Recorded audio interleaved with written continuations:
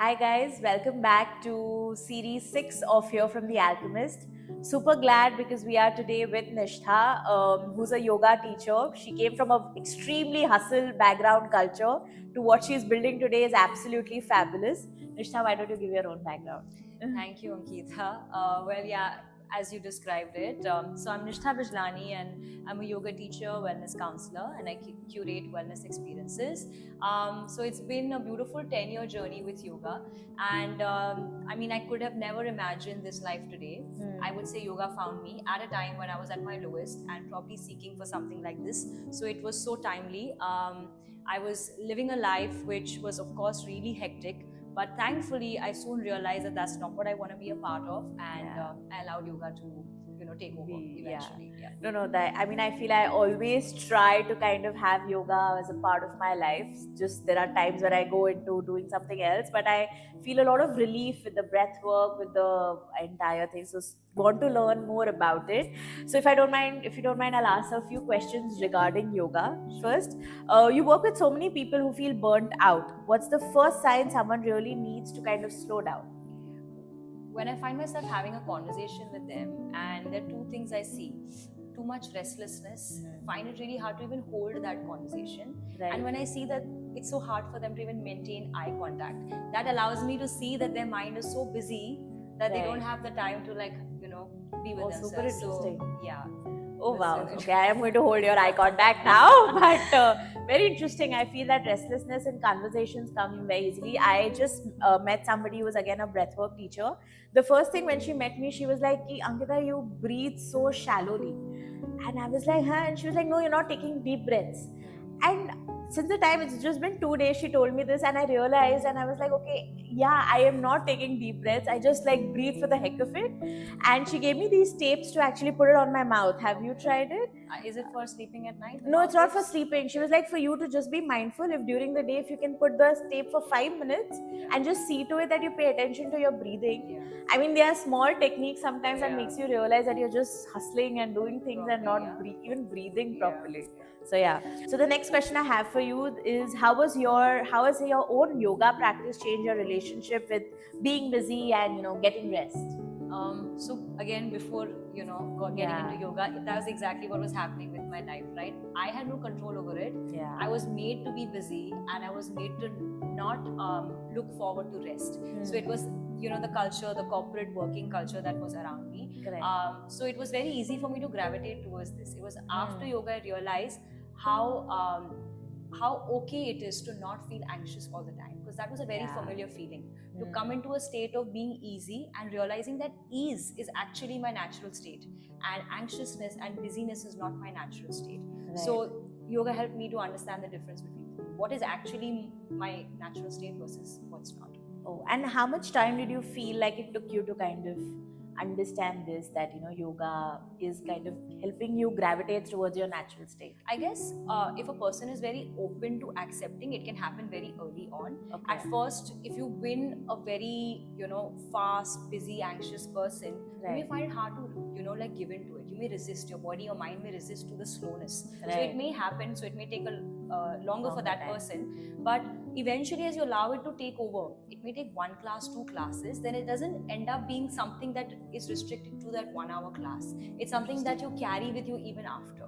So it may start with a small little 1 hour mat practice, but then it kind of taps into it allows your nervous system to come into that PNS state, the parasympathetic state, more easily. So it starts showing up in your daily life. Give it time. Okay. And what's a simple yoga or breathwork ritual you'd recommend for people who are working long hours like me? Yeah. I guess we don't have to make it fancy. It doesn't have to be fancy.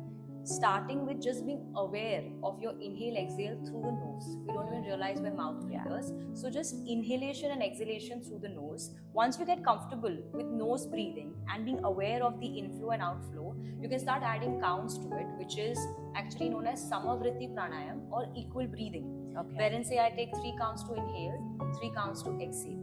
If you see the name Samavritti, the 2 words, Sama means balance and Vritti means the fluctuations of the mind. So you're trying to balance the fluctuation of the mind by equalizing your breath. So equal breath for equalizing your thoughts. So if you are wavering here, I don't have to try to stop and shut down my mind. I just come to my breath.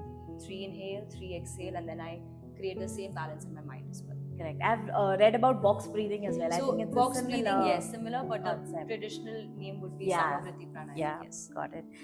Why do you think hustle culture still feels so hard to step away from, even when we know that it's unhealthy? It's a question I ask Right. myself daily, but yes. I feel I actually, it got me thinking, when you say this question. If you see, our lives are constantly, like, we are looking at people's lives. It's through the phone, like social media. Yeah. It's giving you an in into Correct. another's life. So that's when you start to feel a lack, incompetent, like I'm not doing enough. Yes. No one has told you have to, make it here, there, and you have to do crazy things in life. No one's taught you this. Right. But if you see the way we may have started to where we are today, we're constantly able to look at another person's journey, and they're always putting out the best versions moments of it. So it's very easy for one to compare and feel like a lack, and hence feel I need to push and I need to break through and whatnot. I feel that doesn't allow a person to slow down, because we're involved in other people's lives versus being in our lives. Yeah, so true. I think social media has a very, very bad influence on all of us. Yeah, And ironically, though we're talking on social media, yes, yeah. I agree. But honestly, Yeah, you should use it for its advantage and not for kind of feeling you need to hustle. Yeah. Honestly, at Secret Alchemist, we are anti-hustle club, as we like to call it. That it's moments where you have to slow down. Yeah. If someone wants to start slowing down today, what's the one mindset shift you'd tell them to make? To just maybe accept the thought that it's okay to slow down and it's okay to rest.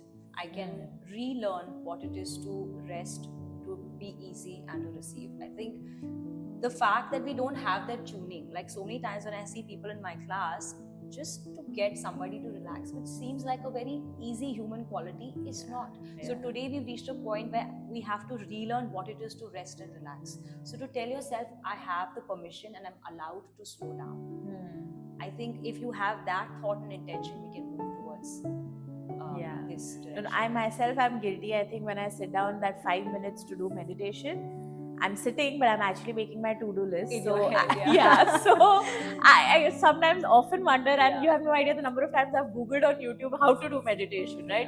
It's simple techniques that sometimes people like us need to kind of slow down. So thank you so much for kind of helping us understand yoga, meditation, breath work and its importance, and not hustle and not kind of be overwhelmed with just looking at other people's lives. So thank you. Thank you.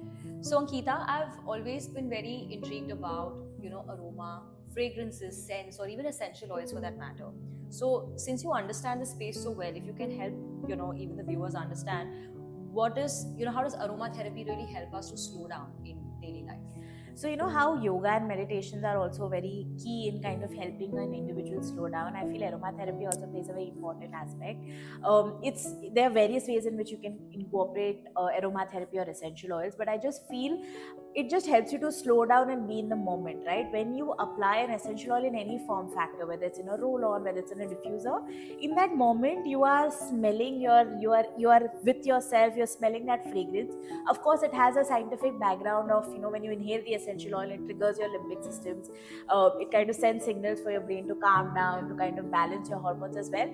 But that science comes in later. I just feel like in today's, again, hustle culture, aromatherapy is so critical for a person to just slow down, be in the moment, inhale that essential oil and just be like, it's like smelling a rose, right? It just helps you to slow down, and that's what we want to do with aromatherapy. Yeah, it just brings you in the present. In the present moment, which is so important while scrolling through Insta, while scrolling through other apps. I feel you need that 1 second break. True.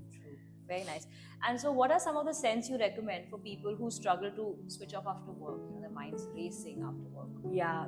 So there are certain essential oils and that have been proven, and we have got clinical tests done for our entire Calm range, which basically has essential oils like Lang Lang and lavender. I feel these two are my absolute hero for people who are working tirelessly, who are working in office.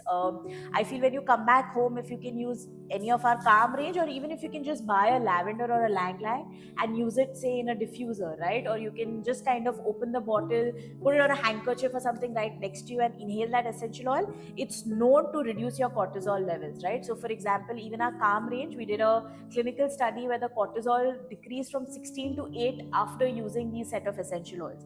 So it's a proven thing. So I feel it's a great way for a person who's working 8 hours, 10 hours in an office, if he or she can kind of come back and just incorporate these 1-2 like Lang Lang or lavender essential oil in their life. That's so good because it doesn't require much out of them. Yeah, Use their minds it's for 2 anything. seconds. And I think with Secret Alchemist, we try to make it even more easier by making it into a mist form, into a cream form. So whatever format they or an individual likes can incorporate aromatherapy in their life. Makes it very useful. Yes. Yeah. And so, how can someone weave aromatherapy into a busy workday without thinking it's an extra task? You know, that okay, now I have to remove time to do a so-called aromatherapy ritual. So it doesn't feel like another added task.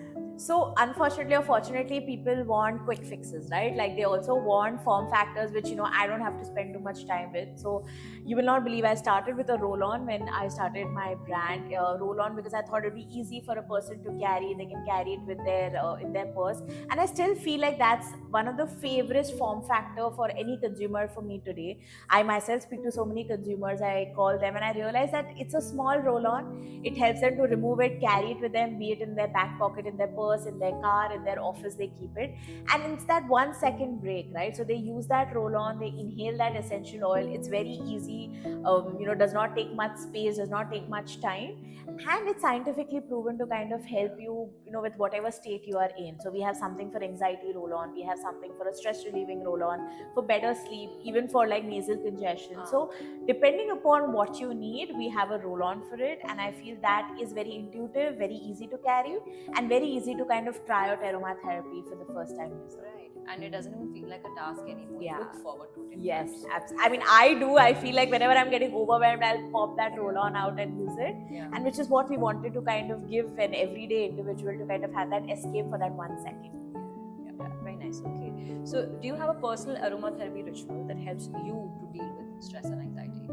Oh, I have so many. I overdose sometimes, I feel, though you can't overdose on aromatherapy, but I have a lot of these, small rituals that I tend to kind of incorporate. But I feel my most favorite, or at least something that comes to my mind easily, is when I come back home, I have this habit of starting a diffuser. It's as simple as that. I feel like my home smells amazing. It's that nice glowy light that comes from the diffuser. It's that amazing lavender Lang Lang smell that comes out of it. It helps me calm down. It just makes my home smell amazing. Even as simple as I tend to light a candle right next to it. So we have our aromatherapy candles as well. Again, right, it's a great way to kind of create that ambient atmosphere, the home to smell amazing, and also for you to feel relaxed. Yeah. So yeah, for me that's my go-to as far as when I've had a stressful day. Yeah, and I think even has the same effect on the people in your house. Correct, everybody. Yeah, we turn it into a spa like this time. Yeah. So it's great. So okay, what's one small way our audience can start using aromatherapy to break from the hustle mode? I think we made it even simpler for today's consumer by launching clean perfumes. It's something that they can carry with them. We have also started a discovery set where there's a 10 ml kind of a vial for every perfume. Again, they have those purest grade of essential oils in those perfumes as well, and they're absolutely safe for you. The entire allergen list is printed on our website as well. But I feel in today's day and age where people obviously want to smell good, they want to feel confident about themselves, they want to incorporate aromatherapy in their life, and are very mindful of the synthetic overload that they have on their body, I feel our clean perfumes is a great way to kind of start on your aromatherapy journey, carry it with you, that 1 second break again, to smell amazing, to enter a conference room confidently, to enter any space confidently. I feel we have made it even simpler with our launch of clean perfumes. Okay, this is super. Thanks, this was very insightful. Yes, thank you. Thank you everyone for joining to kind of listen to this session. I think we got a lot of tips from Rishta as to how we can slow down in this crazy hustle culture world.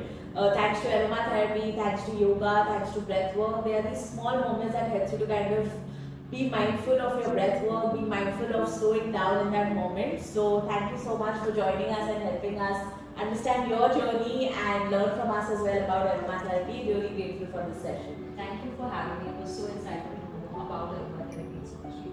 Thank you so much.